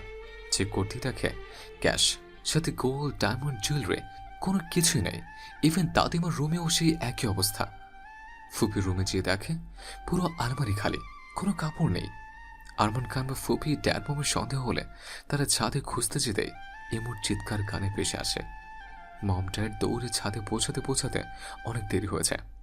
ছাদে উঠে দেখতে পায় আরমান খানের ফুপির হাত টেনে নিয়ে নিচে যেতে চাইছে, আর ফুপি বারবার ছাদের কার্নিশের দিকে যেতে যাচ্ছে। এর দেখে ড্যাড রেগে গিয়ে আরমান খানের গালে থাপ্পড় মেরে দিয়ে ফুপিকে আরমানের হাত থেকে ছাড়াতে গেলে ফুপি বলে ওঠে, ভাইয়া এমুকে বাঁচা, এই জানোয়ারটা এমুকে ছাদ থেকে ফেলে দিছে, তোর এমুকে বাঁচা। কথাটা বলেই ফুপি জ্ঞান হারায়। আর এদিকে মম ড্যাড এমুর এই অবস্থা দেখে পাগলের মতো করতে লাগলো। সবাই মিলে ইমুকে হসপিটালে নিয়ে আসে। ডক্টর ট্রিটমেন্ট শুরু করতে ড্যাড পুলিশকে বাড়িতে নিয়ে এসে দেখে আরমান খান, ফুপি বা তোমার কোনো চিহ্নই বাড়িতে নেই। আমরা হসপিটালে যেতে তোমাকে আর ফুপিকে নিয়ে আরমান খান শহর ছেড়ে পালিয়ে যায়, শুধুমাত্র কিছু টাকার জন্য। জানো মন পাখি, আমার ছোট বোনটার কি দোষ ছিল আরমান খানকে টাকা চুরি করতে এমু দেখে ফেলেছিল। শুধু এটুকুর কারণের জন্য ইমুকে এত বড় শাস্তি পেতে হচ্ছে হসপিটালের বেডে শুয়ে। আগুনের কথা শুনে ফুপিয়ে ফুপিয়ে কাঁদতে লাগলো। ছি, বাবা এত খারাপ? কিছু টাকার জন্য একটা ছোট্ট নিষ্পাপ বাচ্চাকে মেরে ফেলতে কলিজা কেঁপে উঠলো না? তখনই আগুন মৌকে ধমক দিয়ে বলে, না, আমার বোন মরেনি, তবে জিন্দা লাশ হয়ে হসপিটালের বেডে 15টা বছর যাবৎ শুয়ে আছে কোমায়। মৌ কিছু না বলে শুধু কেঁদে যাচ্ছে আর নিজেকে ধিক্কার দিচ্ছে এমন পিতার মেয়ে হওয়ার জন্য, যে কিনা টাকার লোভে একটা বাচ্চা মেয়েটাকে মেরে ফেলতে দ্বিধাবোধ করেনি। তারপর কি হলে জানতে চাইবে না মন পাখি? আপনি আমাকে কি করে খুঁজে বের করলেন? তুমি আমার স্ত্রী মন পাখি, তোমাকে তো আমাকে খুঁজে বের করতেই হবে, তাই না? আপনি কি করে জানলেন আমি? বাকিটা বলতে না দিয়ে আগুন বলতে লাগলো, ড্যাড খুব গোপনে তোমাদের খোঁজার জন্য ডিটেকটিভ লাগিয়েছিল, তারাই তোমাদের খুঁজে বের করে। তাদের মাধ্যমে জানতে পারি সেদিন তাড়াহুড়ো করে বেরোবার সময় তোমাদের গাড়িটা অ্যাক্সিডেন্ট করে, আর ওই অ্যাক্সিডেন্টে তোমার মাথায় গভীর আঘাত পাওয়ার জন্য তুমি আগের সব ঘটনা ভুলে যাও। কিন্তু আমি সব সময় তোমার আশেপাশেই থাকতাম। তার মানে এত বছর যাবৎ আপনি আমার জন্য কালো গোলাপ পাঠাতেন? হ্যাঁ, আমি পাঠাতাম, আর এটা ওই জানোয়ারটা বুঝতে পেরে মাহিমের সাথে তোমার বিয়ে ঠিক করে। তার আগে বলুন, আপনার অফিসে জব করার সময় আপনি এত খারাপ ব্যবহার কেন করতেন? কারণ তুমি ভালো করে জানো, ছোটবেলা থেকে কোনো ছেলেকে তোমার আশেপাশে আমি সহ্য করতে পারতাম না, আর সেখানে তুমি অফিস কলিগদের সাথে হেসে হেসে কথা বলতে, যা আমি মোটেও সহ্য করতে পারতাম না মন পাখি। আগুনের কথা শুনে মৌয়ের ঠোঁটে এক ছিলতে হাসি ফুটে উঠল। মৌ মনে মনে ভাবছে, সত্যি কেউ ওকে এতটা ভালোবাসতে পারে। আপু এটা নাও। কি? এটা ইমাম? আপু এটা আম্মুর ডায়েরি। ডায়েরি? হ্যাঁ আপু, তুমি এটা পড়লে জানতে পারবে বাবা কতটা নীচ প্রকৃতির লোক। ইমামের কথা শুনে মৌ ডায়েরিটা হাতে নেয়। দেখুন মিস্টার চৌধুরী, আমার ছোটবেলার কথা মনে নেই, তা আপনি খুব ভালো করে জানেন। আর এখন তো আমিও জানলাম আপনি আমার মামাতো ভাই, তাই আপনাকে সরাসরি বলছি, আমি এই বিয়েটা মানি না। হোয়াট? আপু এটা তুই কি বলছিস? আমি যা বলছি ঠিকই বলছি। ইমাম আর এই মিস্টার আগুন চৌধুরী বাবা যা যা আপনাদের সাথে করেছে তা হয়তো আমি ঠিক করতে পারবো না, কিন্তু এই নয় যে আপনি যে বিয়েটার কথা বলছেন তা আমি মেনে নেব। কি বলতে চাইছো মন পাখি? ক্লিয়ার করে বলো। আমি যা বলছি ক্লিয়ার করে বলছি, শুনুন। আমি এই বিয়েটা মানি না। যেটা হয়েছে ওটা ছিল বাবার একটা প্ল্যান। আমি আর কিছুতেই বাবার প্ল্যানে অংশ নিতে পারবো না। আর একটা কথা, যখন আমাদের বিয়েটা হয়েছিল তখন আপনি বা আমি কেউ প্রাপ্তবয়স্ক ছিলাম না, যা আইনগত গ্রহণযোগ্য নয়। তাই আপনাকে বলছি এসব ভুলে যান, আর বাবার সাথে আপনার যা করতে হয় করুন। আমি বা আমার ভাই কেউ বাধা দিতে আসবে না। আর আমি বাকিটা বলতে না দিয়ে আগুন রেগে চিৎকার করে বলতে লাগলো। ইটস এনাফ মন পাখি, অনেক ছাড় দিয়েছে তোমাকে। আর না, তুমি কি বলছিলে ছোটবেলায় বিয়ে আইনযোগ্য নয়? তাহলে প্রাপ্তবয়স্ক বিয়ে গ্রহণযোগ্য, এটাই তো বলছো, তাই না? আগুনের মুখের দিকে তাকিয়ে মোয়ের মুখের কথা যেন সব হারিয়ে যাচ্ছে। আগুনের চোখ দিয়ে যেন লাভা বের হচ্ছে। মো তোতলাতে তোতলাতে বলল, হ্যাঁ, মানে আপু তুই কি করছিস সেটা? আগুন ভাইকে কেন রাগাচ্ছিস? চুপ কর ইমাম। উনি এমনি তো প্রচুর রাগী, রাগ করতে কোনো কারণ লাগে না। এখন কি করব বল?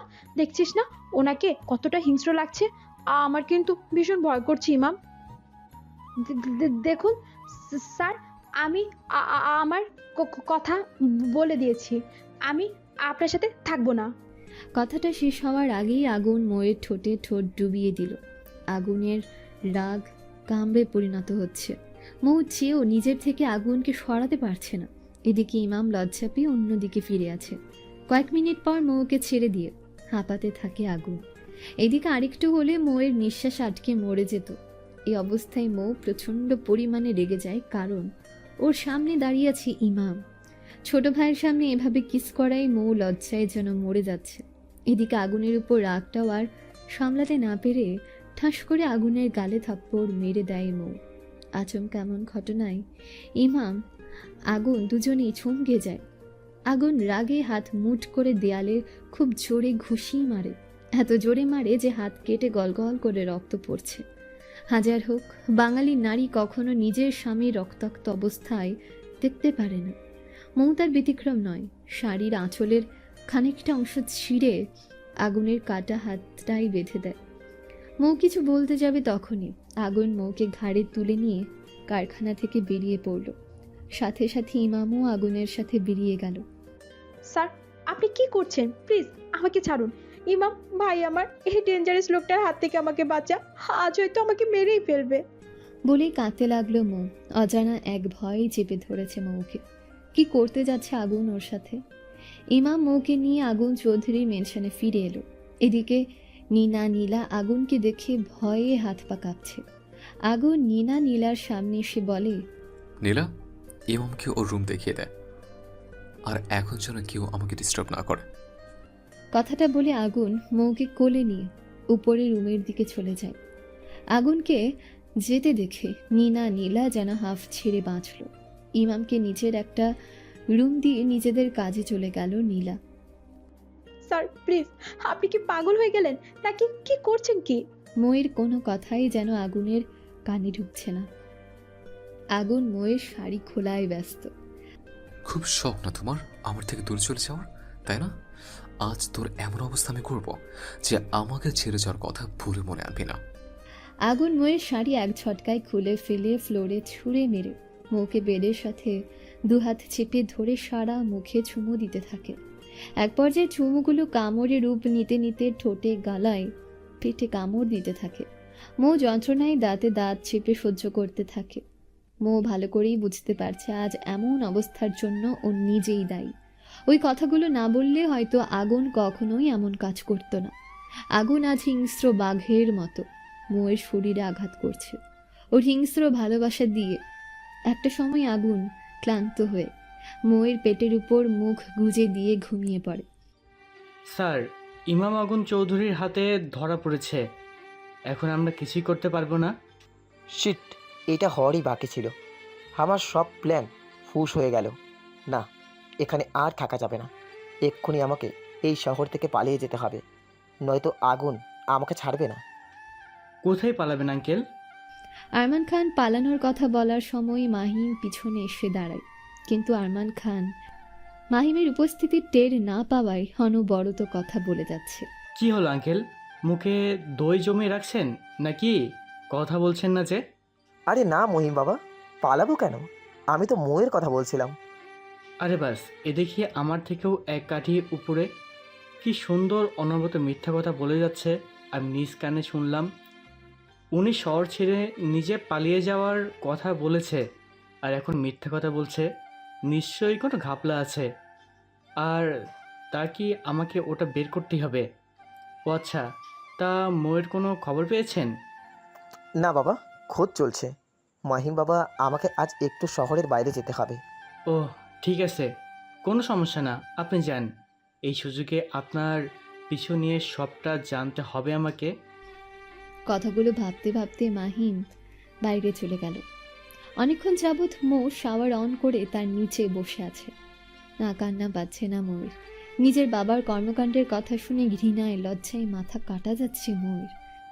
আচ্ছা, আমি যদি নিজেকে আগুনের জায়গায় থাকতাম তাহলে কি করতাম? আমি হয়তো সব কিছু ধ্বংসই করে দিতাম, কঠিন শাস্তি দিতাম আগুনকে। কিন্তু সেই জায়গায় আগুন যা করছে তা হয়তো আমি তা কখনোই করতে পারতাম না। শত্রুকে কখনো ভালোবাসতে পারতাম না। না, আর এমন ভুল করব না। আগুনকে আপন করে নেব। বাবার করা প্রত্যেকটা ভুল আমি শুধরে দেব। মো সাবান নিয়ে কালো রঙের একটা শাড়ি পরে নেয়। এলোমেলো ভেজা চুল ছেড়ে দিয়ে চোখের লেপ্টে যাওয়া কাজল ঠিক করতে থাকে। তখনই হঠাৎ কেউ কোমর জড়িয়ে ধরে ভেজা চুলে মুখ গুজে দেয়। ময়ের বুঝতে আর বাকি নেই কে ওকে আষ্টে পৃষ্ঠে জড়িয়ে আছে, কিন্তু ময়ের মুখে কোনো কথা নেই। চোখ বন্ধ করে আগুনের শরীরের ঘ্রাণ নিতে লাগলো মৌ। আম সরি মন পাখি, রাগের বসে তোমাকে এত হার্ট করার জন্য। মৌ আগুনের কথার কোনো উত্তর না দিয়ে উল্টো প্রশ্ন করলো। স্যার, আমি আপনার বোনের সাথে দেখা করতে চাই। মৌয়ের মুখে এই কথা শুনে আগুন মৌকে ছেড়ে দিয়ে নিজের দিকে ঘুরিয়ে অবাক দৃষ্টিতে তাকিয়ে বলে, তুমি সত্যি দেখা করতে চাও বোনের সাথে? আগুনের কথার প্রত্যুত্তরে মৌ মাথা নেড়ে সায় দেয়। আগুন মৌয়ের কথায় খুশি হয়ে শক্ত করে জড়িয়ে ধরে বলে, সো হ্যাপি মন পাখি, তুমি সত্যি সবটা মেনে নিয়েছো দেখে। আপনাকে কি বললো যে আমি সবটা মেনে নিয়েছি? মৌয়ের কথা শুনে আগুনের মুখের হাসি হঠাৎ করে গায়েব হয়ে গেল। মন পাখি, বোনও বাংলাদেশে নেই।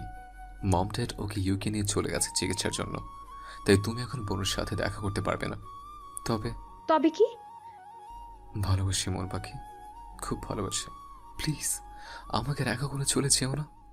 এত বছর পর তোমাকে কাছে পেয়েছে, আমার ভালোবাসাটা আমি আর হারাতে চাই না। কথাগুলো বলতে বলতে আগুনের দু চোখ যেন ভরে এলো। আমি জানি আপনার কষ্ট হচ্ছে, তবে আপনার এই কষ্ট দূর করেই আমি আপনাকে নিজের করে নেব। তার আগে আমাকে যতটা কষ্ট দিয়েছো ততটা কষ্ট আমি তোমাকে দেব।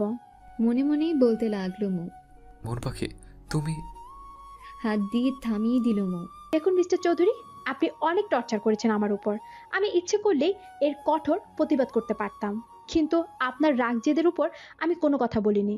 তবে এখন থেকে আমার উপর কোনো প্রকার জোর করলে তার ফল খুব একটা ভালো হবে না আপনার জন্য। আর হ্যাঁ, আমার বাবা যা করেছে তা জঘন্যতম অন্যায় করেছে। আমি শাস্তি দিব আমার বাবাকে, এমন শাস্তি দিব যা কখনো কল্পনা করতে পারবেন না। আগুন ময়ূর এমন কথা শুনে যেন আকাশ থেকে পড়ল। যে মেয়ে সাত চড়ে রাগ কাটে না, সে মেয়ে আগুন চৌধুরীর সামনে দাঁড়িয়ে এতগুলো কথা বলল। বিষয়টা হজম করতে আগুনের বেশ কিছুটা সময় লাগলো। আপনি কিভাবে দাঁড়িয়ে থাকবেন? না মানে সকালবেলা জাস্ট এক গ্লাস দুধ খেয়েছিলাম, আর এখন পর্যন্ত কিচ্ছু খাইনি। ময়ের কথায় টনক নড়ল আগুনের। হ্যাঁ, আমি ফ্রেশ আসছে, তারপর একসাথে খাবো। আগুন ওয়াশরুমে ঢুকতেই মৌ আগুনের ফোন নিয়ে বেলকানিতে চলে যায়। হ্যালো, আসসালামু আলাইকুম আঙ্কেল। জি আঙ্কেল, আপনার একটা হেল্প চাই। জি আচ্ছা। কলটা ডিসকানেক্ট করতেই পেছনে তাকিয়ে দেখে আগুন এখনো ওয়াশরুম থেকে বের হয়নি। মৌ ফোনটা জায়গা মতো রেখে রুমটা পরিষ্কার করে নিচে চলে গেল। ম্যাম, আপনি নিচে কিছু প্রয়োজন হলে আমাকে ডাকতে পারতেন। কোনো ব্যাপার না নীলা, তুমি আমাকে ম্যাম বলবে না, ভাবি বলে ডাকবে, ওকে? কিন্তু ম্যাম, আমি আপনাকে কি করে ভাবি ডাকবো? আপনি তোমার মালিক। ছি নীলা, মালিক কি বলছো? মালিক তো একমাত্র আল্লাহ তাআলা, আর কেউ না। আর আমরা তার বান্দা, তাই মালিক বলবে না। আর না ম্যাম, ভাবি বলে ডাকবে, মনে থাকবে? জি ভাবি। মুখে হাসি নিয়ে বলল নীলা। এখন কিচেনে চলো, রান্না করব। তুমি আমাকে হেল্প করবে। কোথায় কি জিনিস আছে তা তো আমি জানি না, তুমি দেখিয়ে দিবে। ভাবি, তার আর কোনো দরকার নেই, আমার সব রান্না শেষ, টেবিলে সব সার্ভ করা হয়ে গেছে। মৌ আর কথা না বাড়িয়ে টেবিলে বসে পড়ে। অন্যদিকে আগুনও ফ্রেশ হয়ে নিচে ডাইনিংয়ে চলে আসে। ইদানিং আগুন মৌয়ের কাজ দেখে অবাকের পর অবাক হচ্ছে। মৌয়ের চালচলন পূর্বা গৃহিণীর মতো, সবসময় আগুনের পছন্দ অপছন্দ খেয়াল রাখে, নিজ হাতে রান্না করে। কিন্তু সব কিছুর মাঝেও মৌ আগুনের কাছাকাছি থাকে না, দূরত্ব বজায় রেখে চলে, যা আগুনকে অতি মাত্রায় কষ্ট দেয়, কিন্তু মৌয়ের সামনে তা প্রকাশ করে না। এদিকে আগুন ইমামকে বড় নাম করা একটা কলেজে ভর্তি করিয়ে দেয়। দেখতে দেখতে 2 মাস কেটে গেল, কিন্তু মৌয়ের আচরণে কোনো পরিবর্তন ঘটল না। মৌ তার নিজের মতো করেই চলছে, কিন্তু দিন শেষে রাতটা আগুনের বুকে ঘুমিয়ে কাটে। মৌয়ের আর এইটুকু পেয়ে যেন শান্তি পায় আগুন। হ্যালো, কাজটা কি কমপ্লিট? ইয়েস ম্যাম, আপনার কথা মতো সবটা হয়েছে। ওকে, আমি আসছি। মৌ তাড়াহুড়ো করে রেডি হয়ে বেরিয়ে পড়ল। গাড়ি ছাড়া আগুন সোফায় বসে ল্যাপটপে কাজ করছিল। হঠাৎ করে মৌকে এভাবে বেরোতে দেখে আগুন মৌয়ের পিছু নেয়। কিছু দূর যেতেই মৌ একটা অটো থামিয়ে চলে যায়। আগুনও মৌয়ের পিছু পিছু অন্য একটা অটো ধরেই মৌকে ফলো করে। কিছুক্ষণ পর, ম্যাম ওই পাশটায় চলুন, ওদের আলাদা আলাদা রুমে আটকে রাখা হয়েছে। কেমন আছেন মিস্টার আরমান খান? আরমান খান কারো গলা শুনে মাথা উঁচু করে অবাক হয়ে তাকিয়ে থাকে। কি ব্যাপার মিস্টার খান, নিজের মেয়েকে দেখে এভাবে চমকে উঠলেন কেন? আমাকে তো এতদিন পাগলা কুকুরের মতো খুঁজছিলেন, আর আজ আমি আপনার চোখের সামনে দাঁড়িয়ে আছি। এতে তো আপনার খুশি হওয়ার কথা, তাই না? আরমান খান নিজের চোখে বিশ্বাস করতে পারছে না তার ভীতু মেয়ে আজ বাঘিনীর মতো আচরণ করছে। তা দেখে, মৌ তুই তুই কি আমাকে?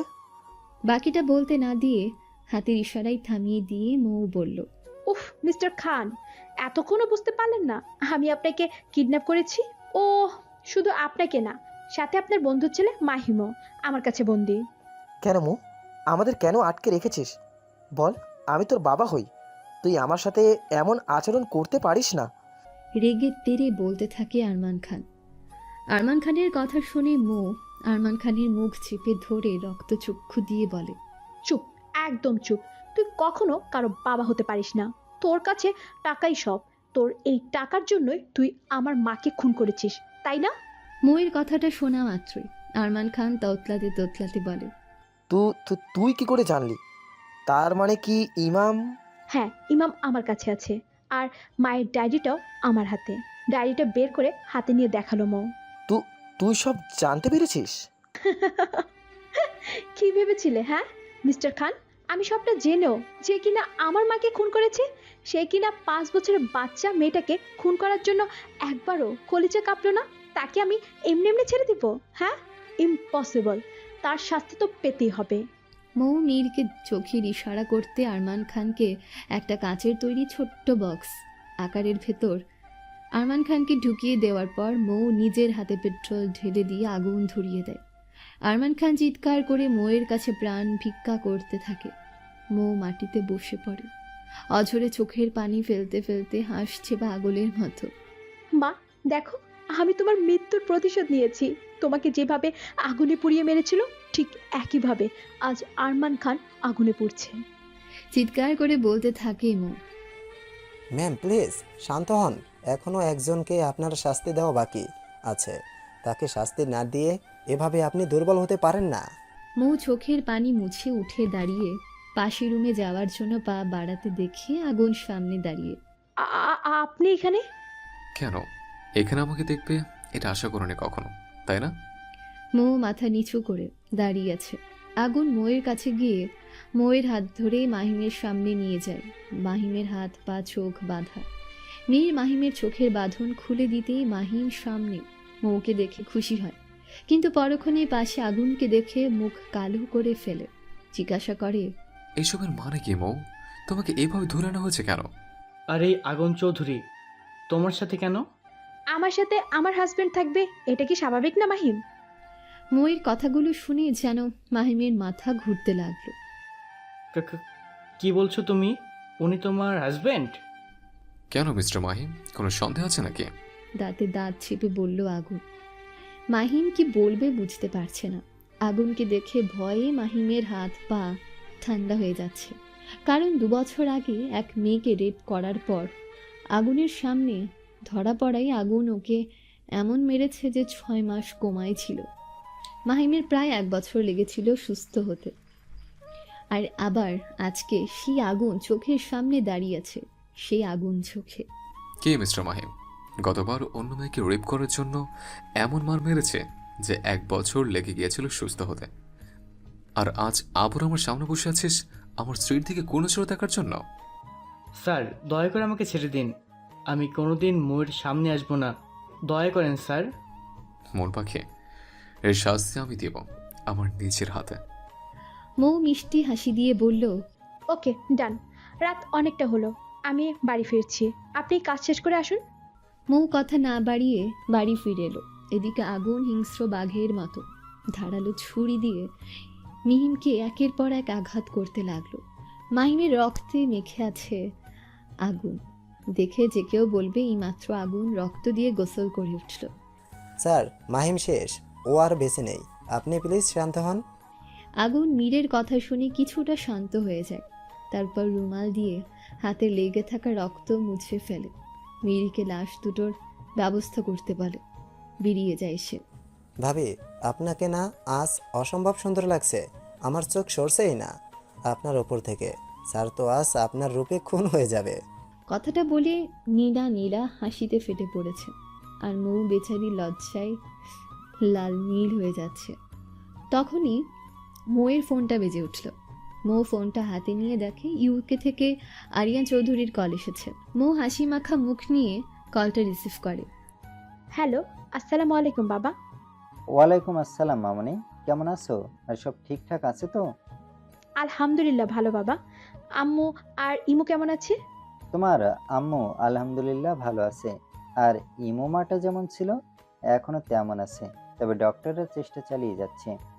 ও বাবা, আপনাকে অনেক অনেক ধন্যবাদ ইউকে থেকে আমাকে হেল্প করার জন্য। আপনি না থাকলে আজ আমার মায়ের খুনের শাস্তি দিতে পারতাম না, আর না পারতাম ইমুর সাথে কারো অন্যায়ের শাস্তি দিতে। পাগলি মেয়ে, আমি তো এখন তোর বাবা, তাই না? আর বাবা হয়ে মেয়েকে সাহায্য করব না, এটা কি করে হয়? আচ্ছা শোন, আমার এখন একটা ইম্পর্টেন্ট মিটিং আছে, রাখছি, পরে কথা হবে। জি বাবা, আল্লাহ হাফেজ। কলটা কেটে এক দীর্ঘশ্বাস ফেলল মৌ। তারপর মিররে নিজের সাজ দেখতে দেখতে আগুনের কথা মনে করতে মোর ভীষণ লজ্জা করছে। কি করে কি শুরু করবে এটা ভেবেই মৌ লজ্জায় শেষ। ভাবি প্লিজ এত লজ্জা পাবেন না, আপনার এই লজ্জা মাখা মুখটা ভীষণ কিউট লাগছে। কথা বলতে বলতে গাড়ির হর্ন শুনতে পায় মৌ। ভাবি, স্যার মনে হয় এসে গেছে, আপনি রুমে বসে থাকুন, আমি দেখছি। নীলা রুম থেকে বেরিয়ে নিচে নেমে এসে আগুনকে দেখে ভয়ে হাত পা কাঁপছে। আগুনের পুরো শরীরে রক্তে চুপচুপ হয়ে আছে। আগুন নীলার দিকে না তাকিয়ে নিচের গেস্ট রুমের গিয়ে সাবান নিয়ে নেয় আগুন। নীলা, কার জীবন আর শেষ হয়ে গেল কে জানে। আমারও তাই মনে হচ্ছে। নীলা, যাই হোক, ভাবির রুমে দুধ রেখেছিস তো?